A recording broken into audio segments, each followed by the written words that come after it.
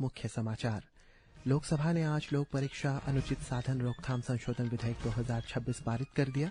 इस विधेयक से लोक परीक्षा अनुचित साधन रोकथाम अधिनियम 2024 में किया गया है संशोधन। अरुणाचल प्रदेश के उप मुख्यमंत्री चाउना मेन ने नामसाई जिले के चोखाम में नवनिर्मित मिनी फुटबॉल स्टेडियम का किया उद्घाटन। कहा, राज्य में खेलों को बढ़ावा देना राज्य सरकार की प्रतिबद्धता। अरुणाचल प्रदेश के पंचायती राज एवं ग्रामीण विकास मंत्री ओजिंग तासिंग ने ईस्ट सियांग जिले के पासीघाट में पंचायती राज एवं ग्रामीण विकास विभाग के लिए आयोजित ओरिएंटेशन कार्यक्रम को संबोधित करते हुए ग्रामीण संस्थाओं को सशक्त बनाने और जमीनी स्तर पर सुशासन को मजबूत करने पर दिया जोर। ईस्ट सियांग जिला स्थित पासीघाट नगर परिषद अरुणाचल प्रदेश की पहली शहरी स्थानीय निकाय बनी। राज्य सरकार के ease of doing business online trade licence portal की शुरुआत। भारत ने हॉर्मुज जलदुर्ग मध्य में हाल ही में हुए कई समुद्री जहाजों पर हमलों की कड़ी निंदा की। कहा, अंतर्राष्ट्रीय समुद्री मार्गों से होना चाहिए व्यापार बहाल। पाकिस्तानी सेना की बर्बर कार्रवाई के बाद पाकिस्तान के कब्जे वाले जम्मू कश्मीर में मरने वालों की संख्या बढ़कर हुई 40। आज अंतर्राष्ट्रीय बाघ दिवस है। प्रधानमंत्री नरेंद्र मोदी ने कहा, विश्व में बाघों की कुल संख्या का 70% भारत में। और ग्लासगो में चल रहे कॉमनवेल्थ गेम्स 2026 में गुलबीर सिंह ने पुरुषों के 10,000 मीटर दौड़ में रजत पदक जीतकर इतिहास रचा। हरजिंदर कौर ने भी महिलाओं के 69 किलोग्राम वेटलिफ्टिंग इवेंट में भारत के लिए रजत पदक प्राप्त किया। अब समाचार विस्तार से। लोकसभा ने आज लोक परीक्षा अनुचित साधन रोकथाम संशोधन विधेयक 2026 पारित कर दिया। इस विधेयक से लोक परीक्षा अनुचित साधन रोकथाम अधिनियम 2024 में संशोधन किया गया है। इस विधेयक में 10 वर्ष तक के कारावास, 10 करोड़ रुपए तक का जुर्माना और दोषी अपराधिक को संपत्ति जब्त करने जैसे कड़े तंत्र को प्रावधान शामिल किया गया है। मामलों के शीघ्र निपटारे के लिए विधेयक में प्रत्येक राज्य सरकार और केंद्र शासित प्रदेश को दैनिक सुनवाई के लिए विशेष त्वरित नारायण स्थापित करने का आदेश दिया गया है। इसमें यह भी प्रावधान है कि अपराधों की जांच पुलिस थाने में सूचना दर्ज होने की तारीख से 2 महीने के भीतर पूरी की जानी चाहिए।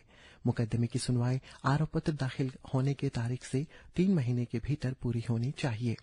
विधेयक पर चर्चा का जवाब देते हुए कार्मिक, लोक शिकायत और राज्य मंत्री जितेंद्र सिंह ने कहा है कि विधेयक में संशोधन कानून को और अधिक सख्त बनाने तथा त्वरित न्यायालय दिलाने के लिए किया गया है।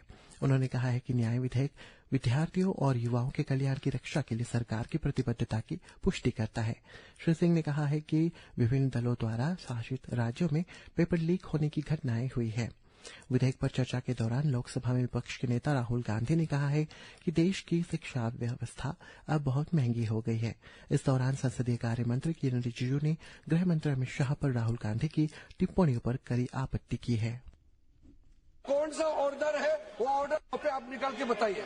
आपने कहा होम मिनिस्टर ने ऑर्डर दिया है फायरिंग के लिए, आप वो ऑर्डर को कॉपी निकालिए। आप बताइए किसने आपको बताया, कौन सा ऑर्डर नंबर किस व्यक्ति को कहा है, कौन सा अधिकारी। आप कॉपी निकाल करके सदन में रखिए। ऐसा नहीं हो सकता है, चर्चा ऐसा नहीं हो सकता है। कुछ भी मन में चाहेगा बोल करके आप भाग जाएंगे हेडलाइन बतौने के लिए। ऐसा नहीं हो सकता। ये भारत का संसद है, यह जिम्मेदारी के साथ बोलना। उधर राज्यसभा में भी ऐसी ही स्थिति देखने को मिली। सभापति सीपी राधाकृष्णन ने शून्यकाल शुरू किया। मार्क्सवादी कम्युनिस्ट पार्टी सांसद जॉन ब्रिटास ने जेएनयू छात्र संघ की पूर्व अध्यक्ष आयशे घोष के खिलाफ कार्रवाई कराने के लिए दिल्ली पुलिस द्वारा पार्टी मुख्यालय के कथित तौर पर घुसने का मुद्दा उठाया।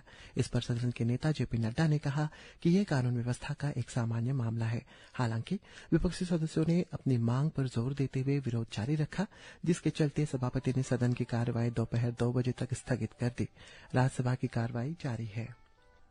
अरुणाचल प्रदेश के उप मुख्यमंत्री चाउना मेन ने नामसाई जिले के चौखाम में नवनिर्मित मिनी फुटबॉल स्टेडियम का उद्घाटन किया। ये राज्य सरकार की ओर से स्पोर्ट इंफ्रास्ट्रक्चर को मजबूत करने और जमीनी स्तर पर फुटबॉल को बढ़ावा देने की कोशिशों में एक अहम कदम है। इस परियोजना के लिए नॉर्थ ईस्टर्न काउंसिल द्वारा वित्तीय सहायता प्राप्त हुआ है, जिसे नामसाई लोक निर्माण विभाग द्वारा पूरा किया गया है। कार्यक्रम को संबोधित करते हुए उप मुख्यमंत्री ने चौखाम की खेलों को बढ़ावा देने और राज्य सरकार की प्रतिबद्धता को पुनः दोहराया है। उन्होंने अलग अलग जिलों के प्रतिभाशाली युवा फुटबॉलर्स को तैयार करने के लिए एक फुटबॉल ट्रेनिंग सेंटर बनाने का विजन भी साझा किया। उन्होंने बताया कि इस प्रस्ताव को जिला खेल अधिकारियों और खेल एवं युवा मामलों के विभाग के साथ पहले ही साझा किया जा चुका है। इस प्रस्तावित सुविधा का उद्देश्य एनजीओ और दूसरे हितधारकों की सक्रिय भागीदारी के साथ प्रोफेशनल कोचिंग, रहने की जगह और दूसरी जरूरी मदद मुहैया कराना है। अरुणाचल प्रदेश के पंचायती राज एवं ग्रामीण विकास मंत्री ओजिंग तासिंग ने ईस्ट सियांग जिले के पासीघाट में पंचायती राज एवं ग्रामीण विकास विभाग के अधिकारियों, कर्मचारियों और जनप्रतिनिधियों के लिए आयोजित एक दिवसीय ओरिएंटेशन कार्यक्रम को संबोधित करते हुए ग्रामीण संस्थाओं को सशक्त बनाने और जमीनी स्तर पर सुशासन को मजबूत करने पर जोर दिया। जिले के अधिकारियों, कर्मचारियों और निर्वाचित प्रतिनिधियों का स्वागत करते हुए मंत्री ने कहा है कि राज्य सरकार की समग्र ग्रामीण विकास के प्रति प्रतिबद्धता को दर्शाते हुए ये कार्यक्रम राज्य के विभिन्न स्थानों पर आयोजित किया जा रहा है ताकि अधिक से अधिक लोगों की भागीदारी सुनिश्चित हो सके। उन्होंने प्रतिभागियों से कार्यक्रम से प्राप्त ज्ञान को गांव स्तर तक पहुंचाने का आग्रह किया, जिससे विभिन्न सरकारी योजनाओं का लाभ प्रत्येक नागरिक को सुनिश्चित हो सके। ईस्ट सियांग जिला स्थित पासीघाट नगर परिषद अरुणाचल प्रदेश की पहली शहरी स्थानीय निकाय बन गई है, जिसने राज्य सरकार के ease of doing business online trade licence portal की शुरुआत की। इस पोर्टल का परिषद के चीफ काउंसिलर तागोम पादुंग ने डिप्टी चीफ काउंसिलर कामिन लगो, काउंसिलर म्यूनिसिपल एग्जीक्यूटिव ऑफिसर जयंती पर्तन तथा अन्य अधिकारियों की उपस्थिति में शुभारंभ किया। प्रारंभिक चरण में यह पोर्टल केवल ट्रेड लाइसेंस संबंधी सेवाओं के लिए समर्पित है। अब पासीघाट नगर परिषद के अधिकार क्षेत्र में नागरिक और व्यावसायिक प्रतिष्ठान नए ट्रेड लाइसेंस के लिए ऑनलाइन आवेदन, लाइसेंस का नवीनीकरण, आवेदन की स्थिति की ऑनलाइन जानकारी, ट्रेड आइटम हटाने सहित अन्य संबंधी सेवाओं का लाभ ऑनलाइन प्राप्त कर सकेंगे। गृह मंत्री अमित शाह ने असम के मुख्यमंत्री हिमंता बिस्वा शर्मा से बात की और अपर असम में आई बाढ़ के बारे में राहत कार्यों की समीक्षा की। सोशल मीडिया पोस्ट में डॉक्टर शर्मा ने कहा है कि जमीनी स्थिति का जायजा लिया गया है और आश्वासन दिया है कि केंद्र सरकार बाढ़ प्रभावित क्षेत्र में राहत, पुनर्स्थापन और पुनर्निर्माण के लिए आवश्यक सहायता प्रदान करती रहेगी। इस बीच असम में बाढ़ की स्थिति में और सुधार हुआ है। हमारे संवाददाता ने बताया कि राहत और बचाव अभियान युद्ध स्तर पर जारी है।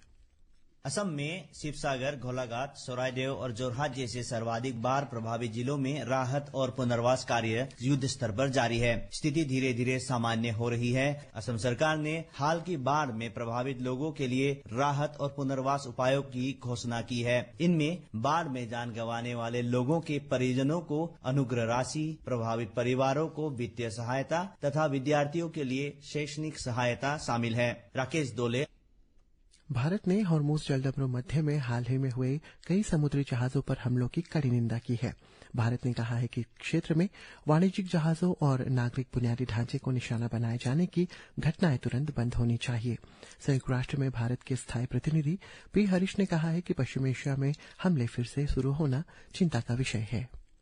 पश्चिम एशिया भारत के लिए बहुत अहम इलाका है। इस इलाके की सुरक्षा और स्थिरता में हमारे बड़े हित जुड़े हैं। भारत का व्यापार और ऊर्जा सप्लाई चेन इस इलाके से मजबूती से जुड़े हैं। खाड़ी इलाके में लगभग 1 करोड़ भारतीय रहते हैं और काम करते हैं। उनकी सुरक्षा और भलाई हमारे लिए सबसे आवश्यक है। इस इलाके में चल रहे टकराव में कुछ समय के लिए रुकावट के बाद हमलों का फिर से शुरू होना और तनाव का बढ़ना चिंता की बात है। ये बहुत चिंताजनक है और भारत तनाव को तुरंत कम करने की अपील करता है।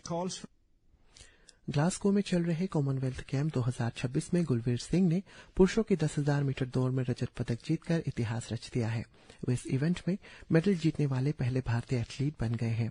हरजिंदर कौर ने महिलाओं के 69 किलोग्राम वेट लिफ्टिंग इवेंट में भारत के लिए रजत पदक प्राप्त किया। इसके साथ ही ग्लासगो गेम्स में भारत की कुल पदक संख्या बढ़कर 12 हो गई है, जिसमें 2 स्वर्ण, 7 रजत और 3 कांस्य पदक शामिल है। राष्ट्रपति द्रौपदी मुर्मू, उपराष्ट्रपति सीपी राधाकृष्णन ने ग्लासगो कॉमनवेल्थ गेम्स 2026 में रजत पदक जीतने पर गुलवीर सिंह और हरजिंदर कौर को बधाई दी है। पाकिस्तान के कब्जे वाले जम्मू कश्मीर में अशांति लगातार बढ़ती जा रही है। जम्मू कश्मीर मानवाधिकार निगरानी संस्थान के संयुक्त राष्ट्र मानवाधिकार उच्चायुक्त के कार्यालय से हस्तक्षेप करने की अपील की है। यह अपील उन खबरों के बाद आई है जिसमें आरोप लगाया गया है कि पाकिस्तानी सुरक्षा बलों द्वारा कई बार गोलीबारी में की गई 40 से अधिक प्रदर्शनकारियों की मौत हो गई है और कई अन्य घायल हुए। जम्मू कश्मीर मानवाधिकार निगरानी संस्था ने संयुक्त राष्ट्र मानवाधिकार उच्चायुक्त ब्लोकर तुर्क को भेजी अपनी अपील में कहा है कि यह घटना 27 जुलाई को ज्वाइंट अवामी एक्शन कमेटी द्वारा शांतिपूर्ण मार्च के रावलकोट में मुजफ्फराबाद की ओर से दोबारा शुरू होने के बाद हुई है। इसी के साथ ये समाचार बुलेटिन समाप्त हुआ। नमस्कार।